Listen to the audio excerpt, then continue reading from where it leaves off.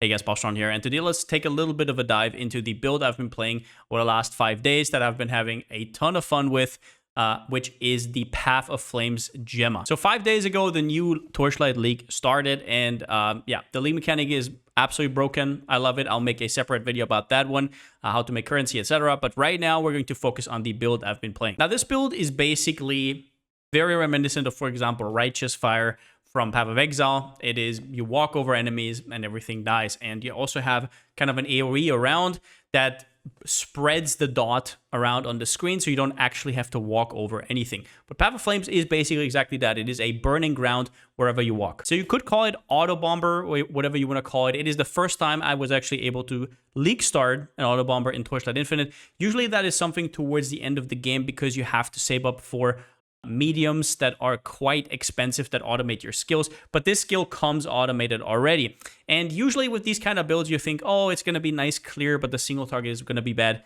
Definitely not. The clear is basically as good as your movement speed can get you, and the single target damage is very, very strong. I went all the way from a few millions on League Start to now 1.4 trillion. So whereas usually on League Starters in PoE, I go very small, in this I will basically show you some steps along the way and all the way up to endgame, where I'm now basically a Manastacker. If you've never played this game before, Gemma, Flame of Pleasure, the hero I'm playing, is a paid class or available with hero token, which means either you have to get the battle pass to play all the heroes you want, or you have to first farm the hero tokens yourself, free to play, and then buy it later. So as a league starter, unless you have the battle pass, you won't be able to play it. If you want a completely free-to-play character, I will also link something down below in the description.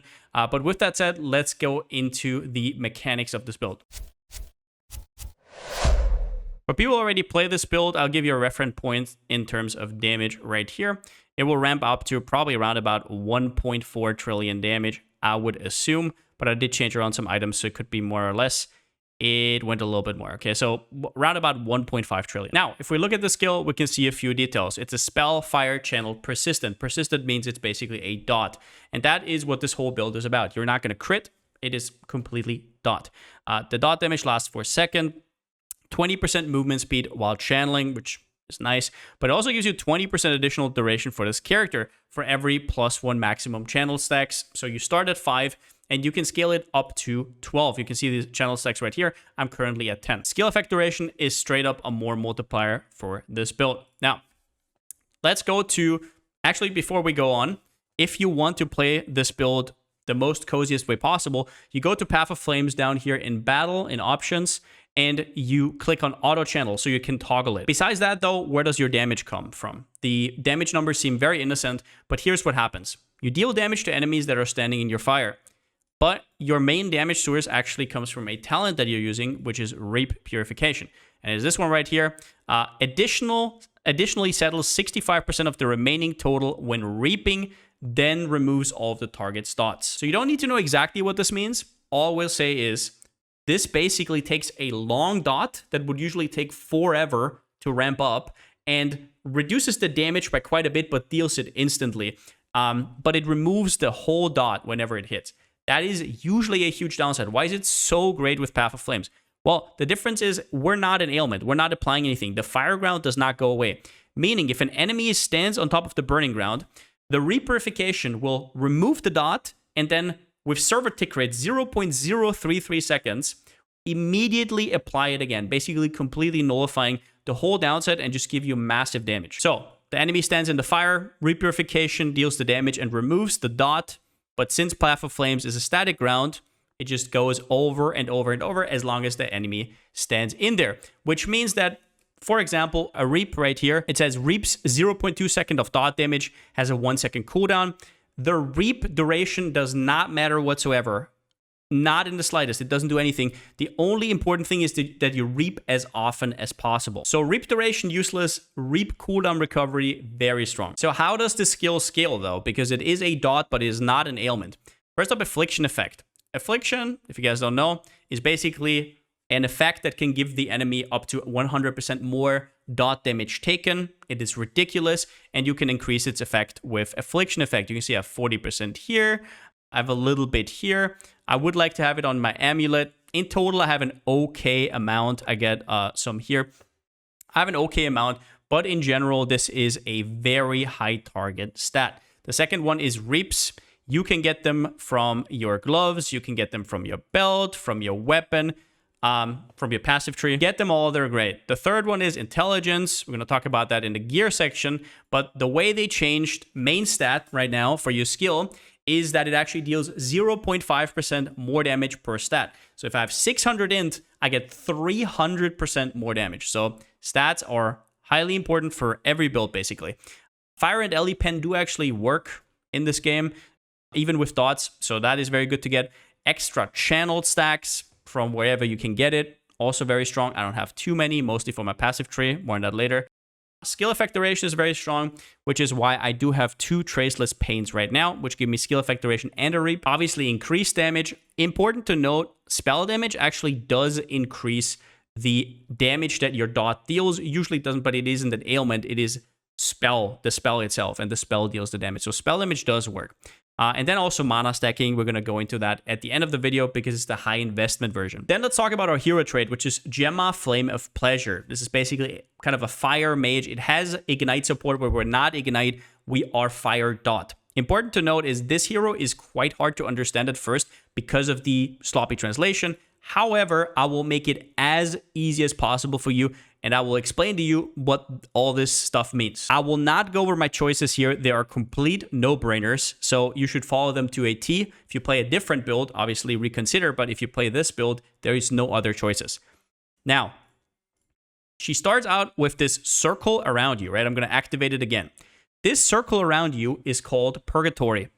Everything that is in the Purgatory will be applied with brands, right? So whenever there's an enemy, let's say, for example, the dummy right here, you will see this thing over its head. That is the brand. This brand attaches to enemies and records damage you deal to it.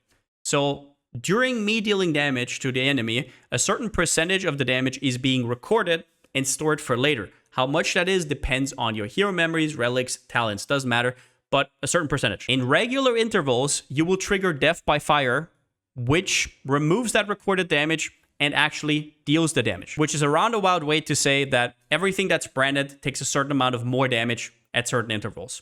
It's pretty straightforward. But the reason this hero is so great on this build is because it would be quite annoying if I had to actually walk over everything I want to kill. It is not very fun to clear with. However, if you have this AoE, which, by the way, automatically activates whenever you're in a map, you don't have to press anything. This is a true auto bomber. I'm not clicking anything. You can click blurry steps for better uptime, which I'm actually doing, which is your movement skill. But in general, this just spreads the damage you deal over all enemies in this circle. So I run over on one enemy here, and an enemy over there will get targeted. Super important for this is that you have one stat on your memory that looks like this. For every percentage skill area, every Purgatory inflicts +1 brand. This one will transform your build from decent clear speed to insane. Level 60 is roundabout where the build starts feeling good with Burning Depths right here. Before that, it's just a bunch of mo multipliers, so you get a little bit more damage during campaign. But now you feel semi-automated, and at level 90, you're completely automated. Now, next, let's go over items. So this is my sloppy gear that I had at this point.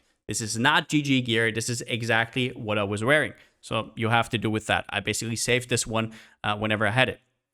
So most importantly, if you go right here to the event center, you can scroll down, you go to Legendary Vision, you can put in 3 legendaries that have wildly more chance to drop. You will feel this quite a bit. The 3 items you want to put in here so you can find them yourself and don't have to buy them is Strange Snow, Traceless Pain, and Blade Dancer Steps. These items give you the most bang for your buck, especially early, so get them ASAP.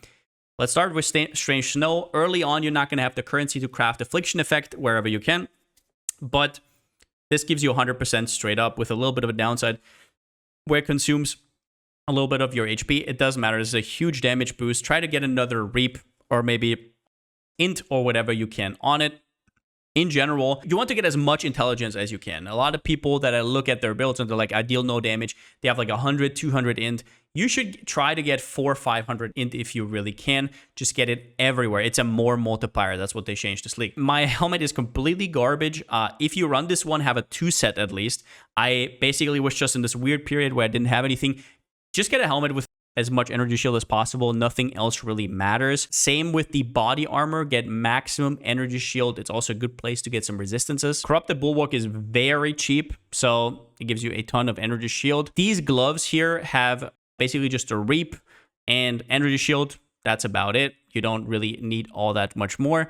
Your belt should just be there for resistances. You can also get a reap as high as possible because the cooldown actually goes down. One important thing, on some items, the cooldown of the reap actually doesn't go down, and on some others, it does. So on the ones where it doesn't, the tier doesn't matter. You just need any reap. But on this one, for example, it can go down to like 1 second. The boots are ridiculous. The additional damage from mobility skill actually works for the dot. So this is straight up just more damage. Get it as high as possible. And craft some movement speed on ASAP. 2 times Traceless Pain. These are huge damage multipliers. They give you skill effect duration and an extra reap. And then you can also craft on it. They're gigantic. Try to get Affliction effect crafted on it, and they are going to carry your ass. Then in terms of wands, these are already decent wands. I actually had ones before. So what you're looking for is mostly Affliction effect is the most important stat. After that one, you want +2 levels, very strong. You want intelligence, you want that reap if you can. I think the reap actually doesn't scale with levels, but I don't remember. I think this reap actually doesn't, so it doesn't matter what tier you have, you just want any reap. Curse effect is okay, but not really that great. Spell damage is decent. When it comes to slates, I have a fueling slate right here with a pedigree of the gods. Fueling basically makes it so you ignore your enemy's fire res, so that's why I don't have pen in this setup. But if you don't have fueling, but you have something else, then you probably want pen instead of pain amplification. Or actually, you probably want it over fire explosion. Yeah, you definitely want it over fire explosion. Yeah. Okay. Other than that, you want +2 persistent level, very strong. Some movement speed, reap CDR, AoE. I just have a bunch of absolute garbage. If you can get this reap, very strong. And then just more damage, resistances, ES levels. Your passive tree is pretty straightforward. You're looking for damage, skill effect duration, energy shield, +2 levels, whatever you can grab. First talent is going to be Windwalk, just 25% more damage. Then you have Subtle Impact, 25% more damage. That scales with Blur effect, very strong. After that, you immediately go into Psychic. This is where you grab Affliction, incredible, just more damage. Repurification, if you didn't watch the intro, you definitely should. Otherwise, you won't understand the build. That's basically where you can start playing the build. You have a Reap here in this tree. You have extra Affliction per second, very strong. Additional damage to cursed enemy, yada, yada, yada. You can look through it. I grab a little bit of AoE. If you want more, you can also grab more. And the third tree is definitely Elementalist. I want to make this clear. I know some people are saying Warlock. Do not go Warlock. 100% Elementalist because of Focused. This gives you +2 max channel stacks and then 5% more damage for every +1 channel stack. Try to get, for example, +1 maximum channeling. I have this in my later setup, which I'm going to show you later. +1 to maximum channel. They're a little bit expensive, but they are just way too good. This is a crazy damage multiplier. Remember, every channel stack gives you 20% more skill effect duration. And then as a second one, you take Peculiar Vibe. It doesn't really do much, but there's not really much else we can do. And on this tree, you can get another +1 max channel stack, another +1 fire skill, a little bit of movement speed. Intelligence, like I said, is premium. So as for skills, in hindsight, I would probably replace, on my Path of Flames, I would replace the fire explosion for Cataclysm support. I didn't really think about it at the time, but this is definitely something you want to do. So I can't really change the plan right now because it's a snapshot, but if you're watching this, definitely do so. Guard support is very strong, pain amplification, elemental fusion, and control spell. If you have control spell on your candle, which you're going to have later, if you have a ton of money, then you put Affliction in here and probably Fire Pen whenever you don't have fueling anymore. Then you have Force Start. This basically makes it so that every so often, you just activate your energy shield regen, and with defense layers, for 1 second after, you cannot be interrupted. So that's very strong. Some extra stuff. Preparation is basically everywhere to automate it. This is not something you have to do, but you can.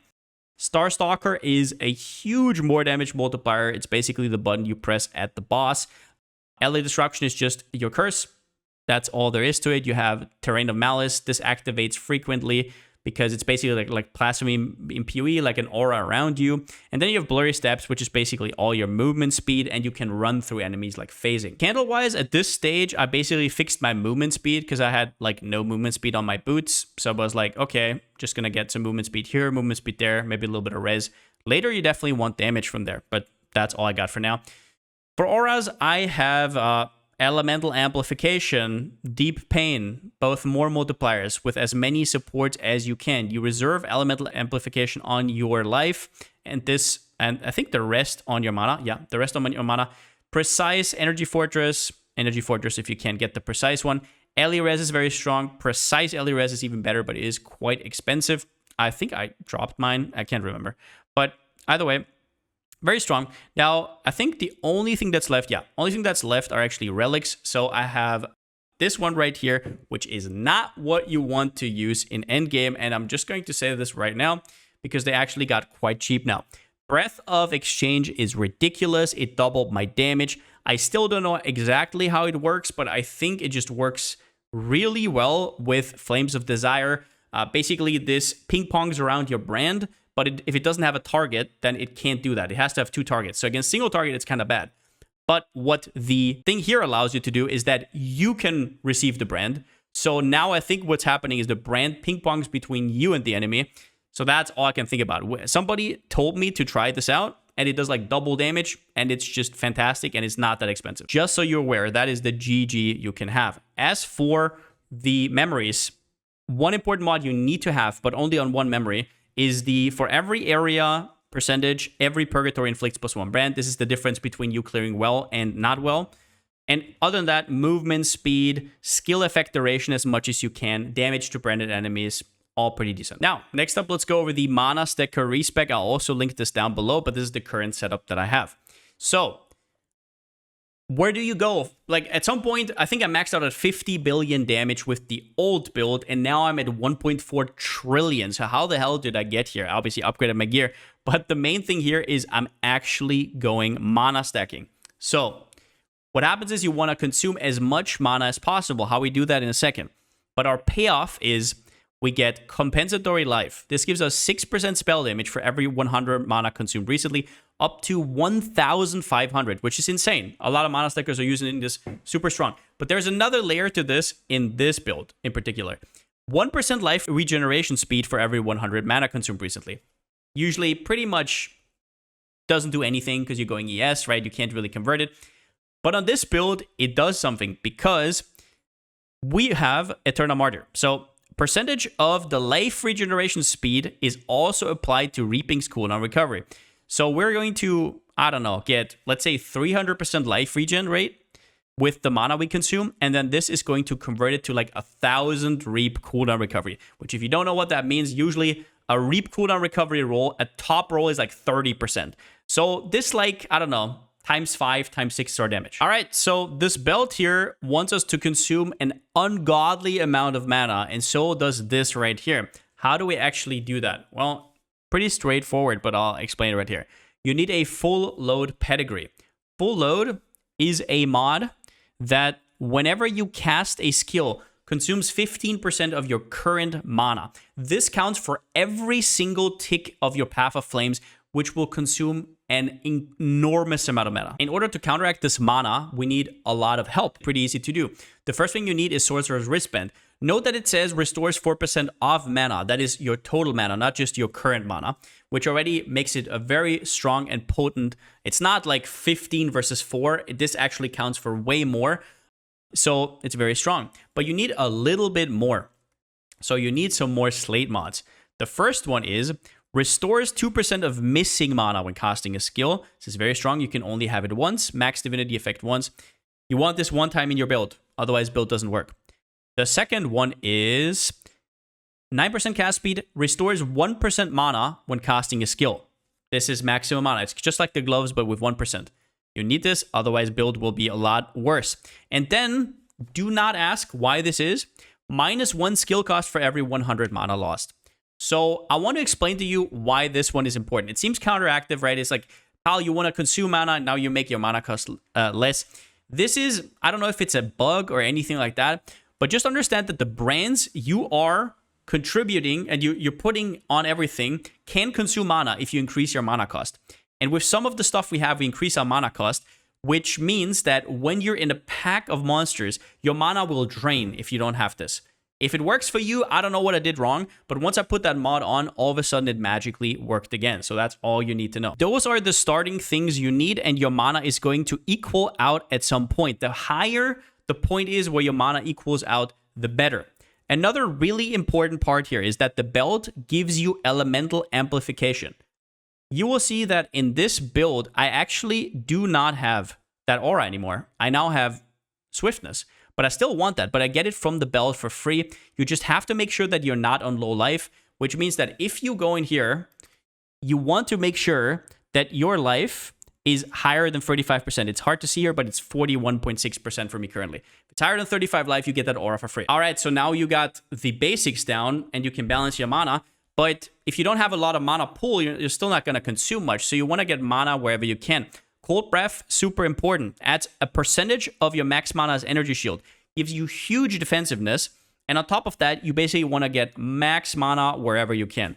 A nice mod here that you can get is spell damage for every mana consumed recently. This is kind of the same mod as here. It just gives you a little bit extra. Other than that, get mana where you can. The most important mana mod is this one right here. This one gives you mana per 5 intelligence. It is quite hard to make. You basically need to put your amulet right here to Patty, I think it was. You need to go Dream Interpretation. You can put your amulet down here, and if you have, let's just put it right here. Actually, I cannot do this, whatever. It's going to cost you 10 of a currency. It's going to cost around about 80 to 100 FE. If you can hit that mod, it will be ridiculous. Otherwise, you just want maximum mana wherever you can on all your gear, percentage max mana, flat mana. As you can see, my ones now look considerably different. So that is super important. Basically, if you have less than 4 to 5k mana, you're doing something wrong. I currently only have 7.2k mana. Another thing you can do, if you want to, is you can respec out of Elementalist and go into, I think it was Arcanist, yeah. The problem with Arcanist is mainly that it's a lot less damage. However, it gives you full load if you don't have the Slate, and it will also give you a ton of maximum mana if you really want to. So if you're completely new starting out, that's huge. Also, all the mods that are in Slates that I told you to get are in this talent tree. So you can kind of figure it out yourself if you want to. But you definitely want the Slates for later, and you want to get your mana elsewhere because Elementalist is insane. Also, do note that cast speed now actually matters, because the faster you cast with this Path of Flames, the more mana you're going to consume, which means that stuff like in the Elementalist tree, Quick Ritual, 20% more cast speed for channel skills is insane. Same goes for any sort of cast speed you can get on the tree. These are very strong. And once again, at this point, you definitely want Breath of Exchange, which is the strongest relic you can basically have. I guess I'll also quickly run a little bit of a test run right here. I'm currently farming Goddess of the Huntress. I'm going to make a video about this as well. But this is how it works. Now, I currently actually map with Eternity and very low mana, but I will just show you without Eternity how it looks like. So we go to the clockwork stuff, and yeah, we're just gonna walk through. Basically, you go in here, everything dies. Let me just check that everything is right. I think it should be, yeah. Okay, so we go around. You can see these explosions happening. Once again, if that's too much for you, you can always go into options and turn it down a notch, right? But yeah, you're just going to walk around. Currently, I am pressing the blur stuff because I feel like I don't have full uptime on it. But yeah, so it is one of the most no-brainer builds and just completely fun to just map all day. If you want to make currency in this game, one of the most important things is you just have a build that can completely destroy content and not have to think about mechanics all the time. So we're just going to show you a boss. Like I said, this build has incredible single target damage as well. Even on a God of the Huntress, which we're going to face in a second, which could get really tanky, it really doesn't matter. Now, you don't see his HP going down because of the brand, but it just pops at some point. Now, one more thing, if you guys want to level this character, I will link to the Maxwell article. I basically used this one for one. I've never played this character before. Like I said, you level with Ground Shaker as kind of melee. I would probably level until 60, and then once you have Repurification, if you watch the video and you kind of know what's going on, you have some of the legendaries that I talked about that you target. you can start this build very early. I respected level 90, which was too late. The melee build already kind of fell off. So whatever you do, just try it out yourself. It is quite hard to explain. This game is not easy in endgame whatsoever. It seems very easy at the start, but then it ramps up quite significantly. But if you follow this, you should be fine up until like level 60, 70, and 80. Okay, but that's about it. Overall, this has been by far the best League starter I've ever had in this game. The build is ridiculous. It's not made by me. This has been played before. I don't want to claim anything. As well as that, Medivh actually gave me the idea, one of my chatters, gave me the idea to go Eternal Martyr with compensatory life, so big shout out to him as well. But in general, this build is just an absolute machine, and if you're following the instructions in this video, you're going to do fine as well. So yeah, that's all I got to say. I will put out a currency guide pretty soon. I have some pretty strong feelings about that, and I think it's quite easy to make currency this league. But yeah, in general, since I still don't have a slogan, see you next time.